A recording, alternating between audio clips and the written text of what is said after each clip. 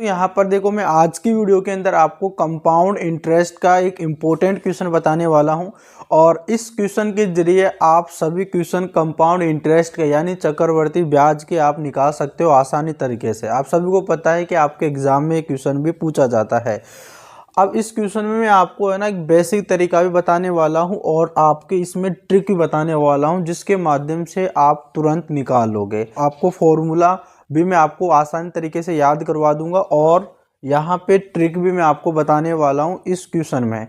Important question है, इस video को पूरा देखना है, ठीक है। अब देखो, यहाँ पर आपका क्वेश्चन है कि 5,000 रुपये पर 3 वर्षों का 10% वार्षिक की दर पर चक्रवृद्धि ब्याज कितना होगा, यानी कंपाउंड इंटरेस्ट कितना होगा। अब देखो, इसके अंदर जो फॉर्मूला बनता है, पहले देखो मैं यहाँ पर आपको ट्रिक बाद में बताऊंगा। पहले यहाँ पर मैं आपको जो उसका फॉर्मूले के माध्यम से करना पहले बता रहा हूँ, ठीक है।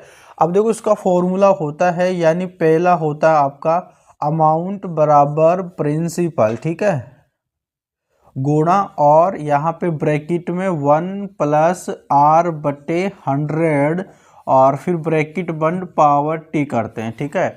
अब देखो, जैसे कि मैंने यहाँ पर A लिखा, P लिखा, R और T, यहाँ पर ये क्या है, देखो A का मतलब होता है अमाउंट, P का मतलब होता है प्रिंसिपल, R का मतलब होता है रेट और T का मतलब होता है समय। अब इसके अंदर इस फॉर्मूले से आपका अमाउंट निकल के आएगा। अमाउंट निकालने के लिए आपके पास में प्रिंसिपल होना चाहिए, रेट होना चाहिए और समय होना चाहिए। तो कैसे निकलेगा, देखो सबसे पहले आप यहाँ पर देखो, जो राशि अपन उधार लेके आते किसी से, है ना, बैंक से उधार लेके आते या फिर किसी शहर से उधार लेके आते हैं, तो वो राशि हमारा जो है प्रिंसिपल होता है। जैसे कि यहाँ पे बोल रहा है कि 5,000 रुपये, ठीक है, यानी 5,000 रुपये पर 3 वर्षों का 10%, है ना, यानी 5,000 रुपये उधार लेके आता है 3 वर्षों के लिए 10% की दर से, ठीक है। अब यहाँ पे देखो 10% का मतलब क्या है, देखो 10%, यहाँ पे 10% को मैं 10/100 भी लिख सकता हूँ, है ना। इस चिन्ह का मतलब बटे में 100 होता है। देखो दर का मतलब क्या है, यानी कि 100 रुपये पर 10 रुपये ब्याज, है ना, 100 रुपये पर 10 रुपये ब्याज। तो आप अंदाजा लगा सकते हो कि 5,000 में 100, है ना, कितने होते हैं, तो उसके हिसाब से ब्याज बनता है ना। तो इसकी दर से आपको कंपाउंड इंटरेस्ट निकालना है। देखो यहाँ पर देखो, अब यहाँ पे P जो हो जाएगा यानी कि प्रिंसिपल, ठीक है, प्रिंसिपल आपका कितना हो जाएगा, यानी 5,000 रुपये, ठीक है, 5,000 रुपये हो जाएगा। और कितने समय के लिए ले रहा, मतलब T, है ना, T कितने समय के लिए, 3 ईयर्स, ठीक है, 3 ईयर्स के लिए ले रहा है। दर कितना है, मतलब रेट यानी R, ठीक है, यानी रेट कितना है 10%।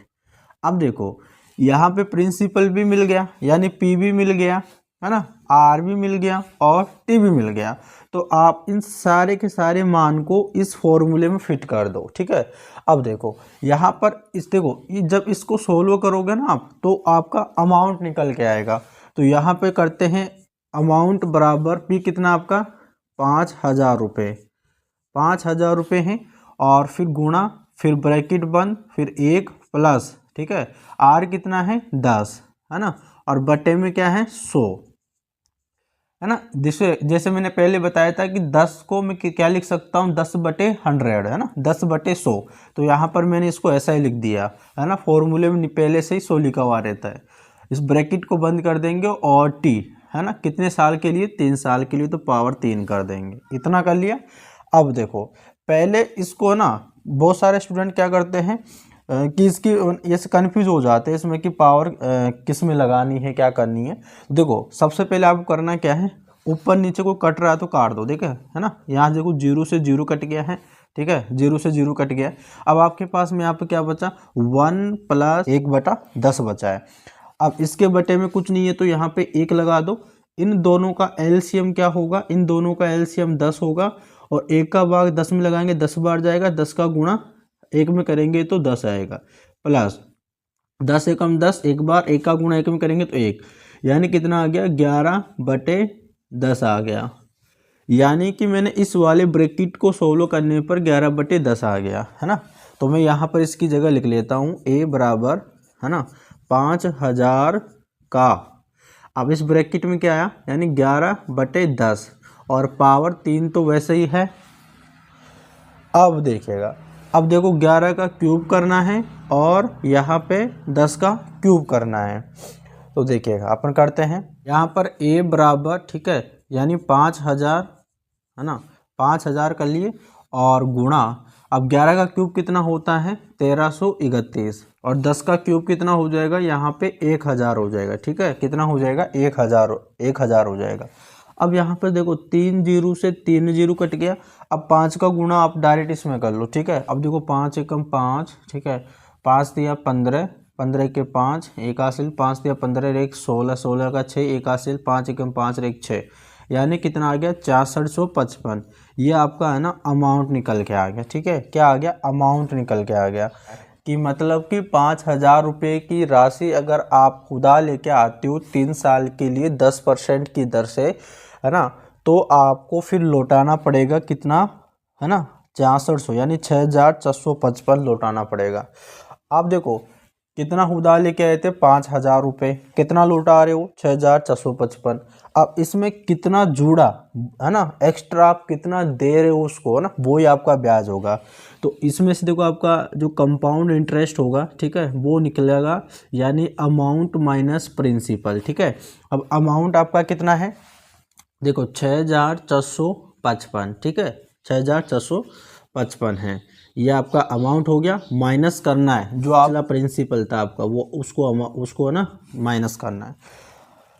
अब देखो इसमें से ये 5 बचा यहाँ पे, है ना, यहाँ पे 5 बचा और यहाँ पर 6 बचा, ठीक है, और यहाँ पर 1 बचा, ठीक है, यानी 5 में से 6 में से 5 गया तो 1 बचा, यानी कितना बचा यहाँ पर आपके 1600, है ना, 55, यानी इतना ज़्यादा पैसा बढ़ गया, ठीक है, 1655 रुपये, है ना, 3 साल बाद में उसको लौटाना पड़ेगा।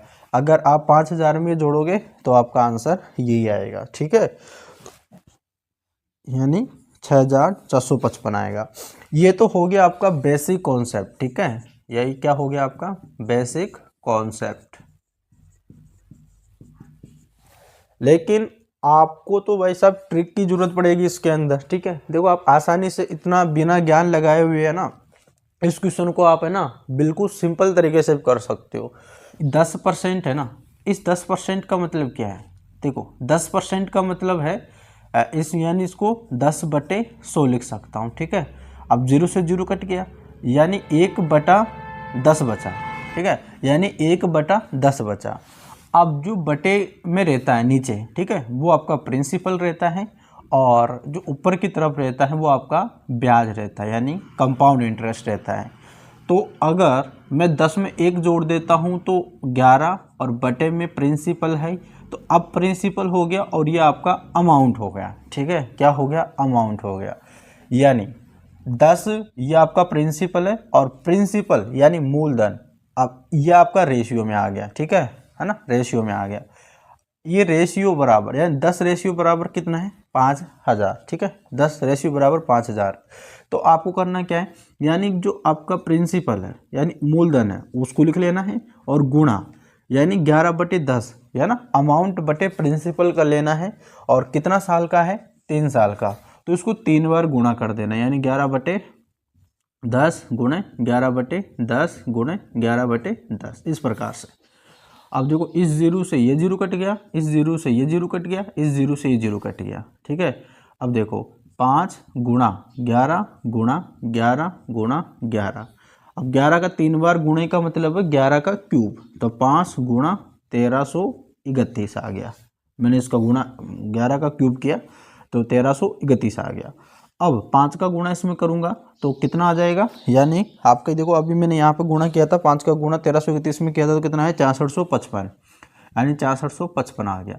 ये अब आपका अमाउंट निकल के आ गया। अब इसमें से, है ना, इसमें से आपको, है ना, 5000 माइनस कर देना है प्रिंसिपल, तो 5 बचा, ठीक है, 5 बचा 5 बचा, ये 6 बचा और ये 1 बचा, यानी 1655 आ गया। इस प्रकार से क्वेश्चन होता है। अब उम्मीद करते हैं कि आपको क्वेश्चन बढ़िया लगा है। इसी प्रकार से दोस्तों आप वीडियो चाहते हो, है ना, आप छोटी छोटी जानकारी सीखना चाहते हो तो हमारे चैनल को सब्सक्राइब करके रखना और अपने दोस्तों के पास में भी इस वीडियो को शेयर कर देना ताकि वो भी सीख सके, है ना। तो चलेगा दोस्तों, पर मिलते हैं नेक्स्ट वीडियो में, तब तक के लिए धन्यवाद।